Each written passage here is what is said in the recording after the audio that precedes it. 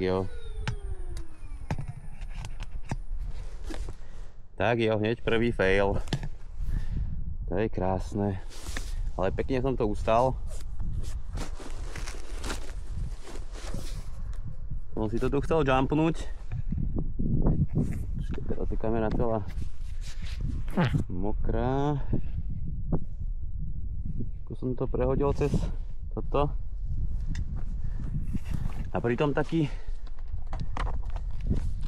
akože malý. Pritom taký malý jumpík, že vlastne iba toto.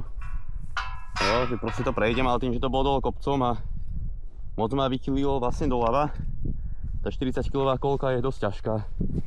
Ešte na to nie som úplne tak zvyknutý na tie mikropohyby.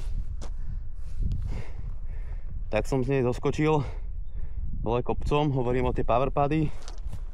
Sú vlastne tieto halúze. Tak páči na trošku noha. Tak som to hodil do kotúlu úplne v pohode, proste nič sa mi nestalo, nič necítim, proste pohodička. Akurát som zlomil tyčku ku kamere, čož ma veľmi mrzí, lebo to je skvelý tripod. Zrieme kolku.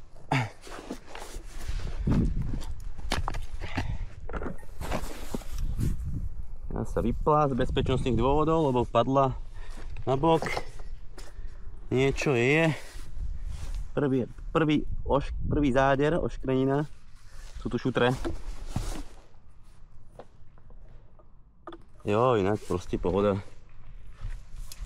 Ničo není. Práve som zistil, že tá rampa tá posúva. Takže mne ju poholo. Preto. Inak by to cez ňu normálne prešlo. By som si to pekne jumpol. Celkom mi to oprávny, ale keď som zistil, že toto sa tu deje, tak to z vysoká môžem okašľať.